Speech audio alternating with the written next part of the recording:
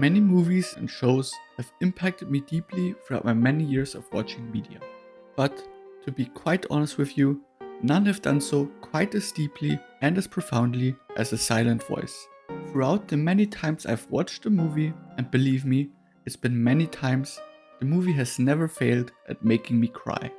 There are just these raw and vulnerable emotions being laid bare by and through the characters, I can't help but empathize with them. From the beautiful soundtrack to the amazing visuals to some of the most well-written character drama out there are many reasons to fall in love with this movie. In fact, all of these play a factor in making this not only my favorite anime movie, but one of my favorite movies in general of all time. But where all those things are amazing and should be appreciated, it's the themes that the author explores which really elevates this movie from its contemporaries. I'm definitely not the only person to have been bullied in my school time, so that part did appeal to me, but to be honest, reducing this movie to simply being a movie about bullying doesn't do it justice in the slightest. However, the way the movie tackled the subject can only be applauded, as it showcased the perspectives both of the perpetrator and the victim, as well as the consequences bullying can have on both parties. Where bullying is one of the main themes tackled in this movie, and it is handled in a very interesting way, it also serves as a backdrop for the author to explore other, more complex themes. Themes such as guilt, empathy, and the long way to redemption. Because it is not only hard to earn forgiveness, but it is also hard to learn to forgive oneself. In this video essay, I will try to explore the main themes of the movie A Silent Voice, what makes the movie so great, and why I love it as much as I do. If you enjoy this type of content and want to hear more of me talking about anime in the future, please do consider subscribing and leaving a like to show your enjoyment. Now, without further ado, let's address the elephant in the room, the bullying. The fact of bullying is a topic that has been discussed and handled in more pieces of media I could even begin to count. However, I find that in most of these, the topic is explored from the perspective of the person being bullied. Now, you might think that that's only natural, and it kind of is. The victim of bullying is the person most affected by it, so it is only natural that most media tackle the topic from that perspective. However, only focusing on that side of things ignores one of the more interesting and less talked about facets of bullying. Very few people are inherently evil, where bullying is inherently and objectively a bad thing to do.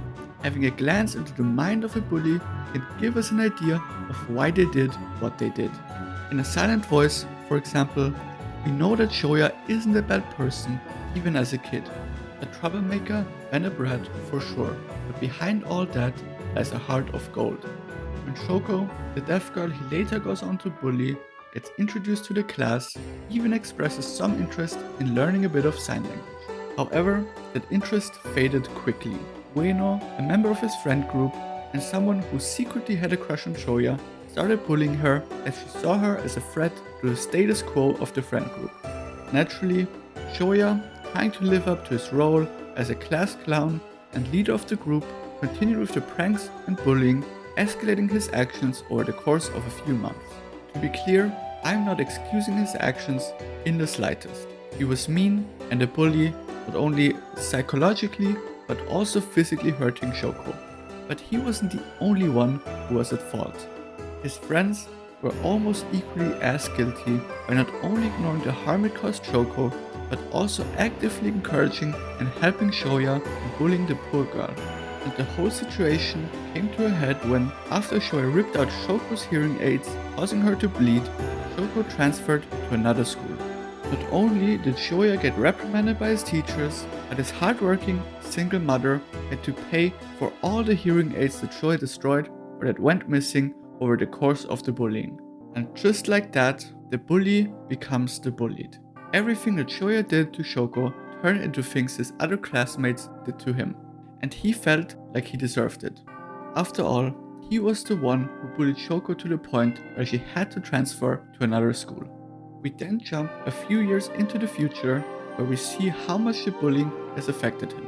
Instead of the outgoing, cheery, and cheeky child, he's become a social recluse, not wanting to talk to anyone or anything.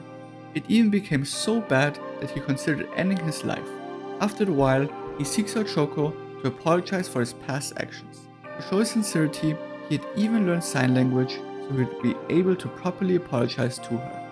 But make no mistake, he doesn't do it to be forgiven. In fact, he doesn't even believe he deserves to be forgiven in the first place. Too horrible are his sins of the past, too deep are the scars he inflicted to others and himself. And that, at its core, is what the film is really about: forgiveness. While he expects to be cursed out or hated by Shoko, the response he receives is quite different. Shoko forgives him very quickly, maybe too quickly. As someone who is used to being bullied and being the target of abuse, her immediate response is to blame herself. So when she forgives Shoko, it isn't necessarily out of the kindness of her heart, although that is part of it.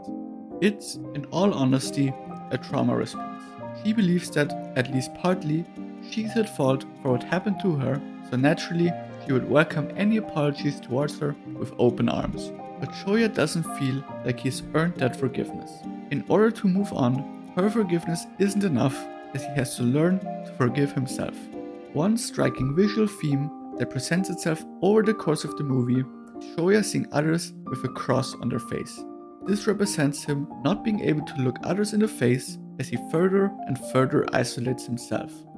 Shoya still views himself as that bully he was all those years ago, convinced that those actions make him unworthy of friendship and connection.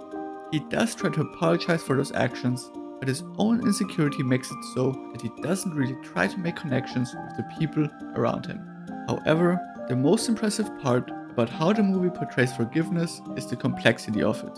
Forgiving isn't forgetting, and some wounds take months or even years to heal. At the end of the day, things that deeply affected a person, like bullying, can't be solved by a simple apology. Forgiveness is messy and deeply personal, and no one can give it except the person who was affected. Shoya doesn't just try to redeem his past by talking to, getting to know, and befriending Shoko. He also reaches out to his former classmates to try and have an earnest conversation with those that participated in what transpired all those years ago.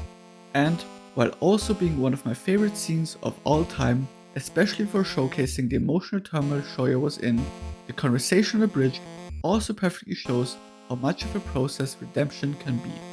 Throughout their outing at the amusement park, Shoya felt himself get closer to all those around him. Finally felt like these were people he could call friends again, and he didn't feel he didn't deserve them. But all of that crumbled within one conversation. People who he thought were his friends turned into people with X's on their faces, into strangers, in an instant. This shows that redemption and healing doesn't always progress linearly, but there can also be setbacks to these processes. And in parallel to Shoya, Shoko is going through a very similar process, although for some very different reasons. As I've already talked about, she very easily blames herself, even for things that aren't really her fault. So when Ueno tells her it's her fault that Shoya was kicked out of the group and bullied, she immediately believes it. She was already dealing with anxieties relating to her self-worth due to the years of bullying she endured, and nearly ended her life due to feeling like she ruined Shoya's life. But although the worst of the worst was prevented, and there was a happy end with Shoya finally looking up and being able to see everyone else eye to eye, the movie might not have the satisfactory ending that many people would have hoped for. There was no romantic confession, although it had been teased a bit throughout the movie, and the relationship with his friend group still hasn't completely healed. But honestly, I think that is sort of the point. A silent voice treats forgiveness like what it is in real life. A messy, deeply personal topic that goes through ups and downs and deeply depends on the person it affects. Some forgive instantly, some take their time, and some can't find it in themselves to forgive the other at all, and all of these are valid ways to act. But I think the most important lesson the movie can impart on you, if you were to only take away one thing from it, is the following. Earning forgiveness is often not as simple as just apologizing and then expecting everything to be alright. If you have done something really bad, something that has affected a person deeply for years to come, earning forgiveness is a process. You're up day after day trying to make things right, listening to the other person's requests. The goal should be for you to earn forgiveness. It should be to show that you actually care for the other person and regret what you did. If you have been bullied yourself, or if you have been a bully, I think this movie will deeply impact you and how you view those who affected you or those who you affected. And even if you have never experienced something like that, I think you will be able to enjoy the movie. At its core, The Silent Voice is a movie about two young kids growing up, learning from their mistakes, and learning how to forgive themselves and each other. It's a deeply emotional tale that never makes me not tear up, and I can only recommend it to everyone, regardless of who they are, what kind of entertainment they enjoy. Thanks for watching.